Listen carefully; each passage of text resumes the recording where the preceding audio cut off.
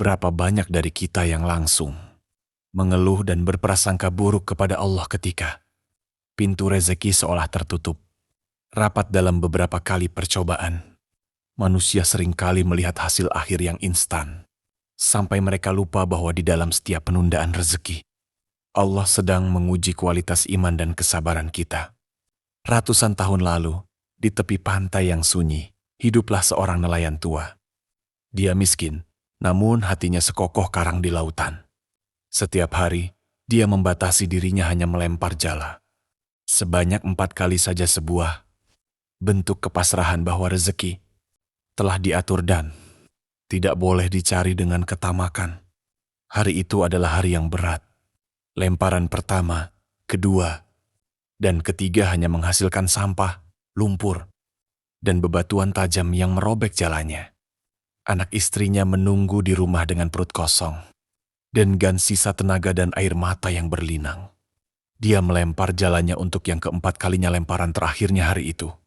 Sambil mengucap bismillah, jala itu ditarik. Terasa sangat berat. Namun, alih-alih ikan besar, yang terangkat adalah sebuah guci, tembaga kuno yang terkunci rapat dengan segel timah bersimbol kuno. Nelayan itu tersenyum, mengira guci itu bisa dijual untuk membeli gandum. Dia tidak pernah tahu, di dalam guci kecil itu tersimpan ujian hidup dan mati yang akan menguji batas antara ketakutan dan kekuatan akal. Jangan beranjak dulu, karena dalam 30 menit ke depan, kita akan menyaksikan bagaimana sebuah ketenangan mampu menaklukkan badai kemurkaan terbesar. Rasa ingin tahu seringkali membawa manusia pada realitas yang mengejutkan. Nelayan itu membuka segel guci dengan hati-hati. Seketika, getaran hebat melanda tanah. Asap hitam pekat membubung tinggi ke awan, menggulung seperti badai. Sebelum akhirnya mewujud menjadi sesosok jin raksasa yang mengerikan. Wajahnya menyeramkan, suaranya menggelegar seperti guntur yang membelah bumi. Nelayan itu ketakutan setengah mati. Namun dia segera mengucap kalimat tauhid di dalam hatinya. Dia mengira jin itu akan berterima kasih karena telah dibebaskan setelah terkurung selama ratusan tahun. Namun, yang keluar dari mulut makhluk perkasa itu adalah kalimat yang dingin. Bersiaplah untuk mati, wahai nelayan tua. Pilihlah dengan cara apa kamu ingin aku menghabisi nyawamu malam ini. Mengapa? Tanya nelayan itu dengan suara bergetar. Aku baru saja menyelamatkanmu. Jin itu tertawa terbahak-bahak, suara tawanya membuat air laut bergelombang. Pada 100 tahun pertama aku terkurung, aku berjanji akan memberikan kekayaan abadi bagi siapa saja yang membebaskanku. Namun tidak ada yang datang.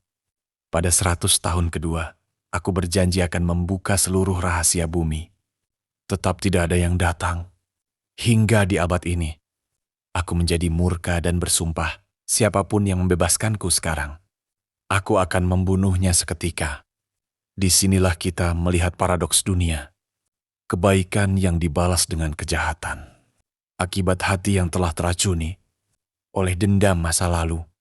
Di depan raksasa itu, sang nelayan tampak seperti semut yang siap diinjak kapan saja.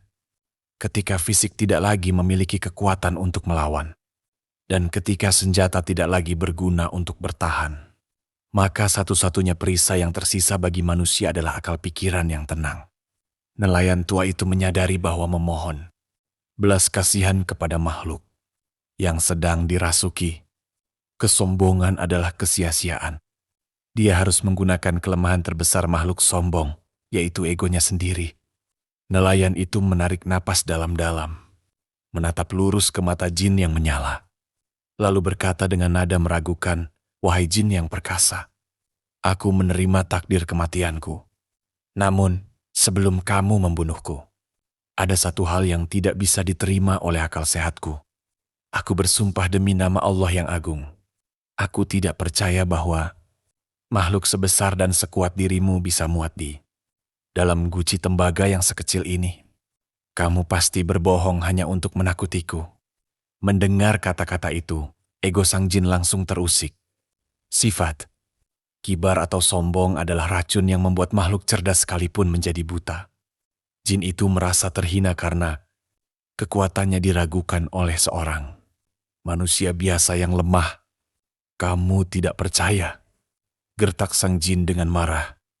Akan aku tunjukkan kepadamu dengan matamu sendiri bagaimana aku menguasai guci ini. Kemurkaan dan kesombongan selalu berjalan beriringan menuju lubang kehancuran. Demi membuktikan egonya, jin raksasa itu perlahan mengubah wujudnya kembali menjadi asap hitam pekat.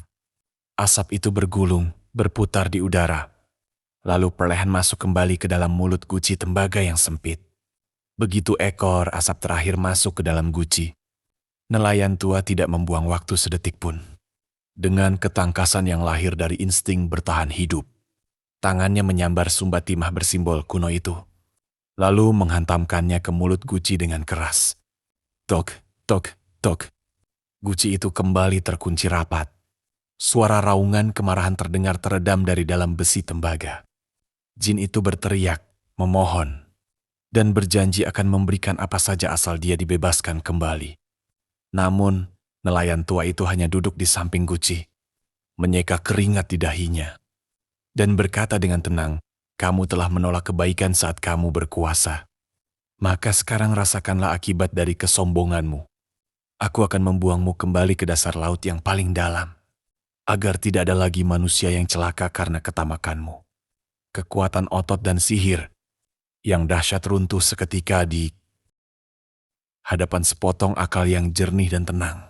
Sahabatku, kisah nelayan dan jin bukanlah sekadar dongeng pengantar tidur tentang guci ajaib di tepi pantai.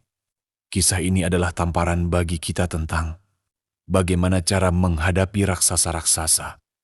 Masalah dalam hidup kita. Seringkali, masalah hidup datang menghampiri kita seperti jin yang murka besar, menakutkan, dan seolah siap menghancurkan kita dalam sekejap.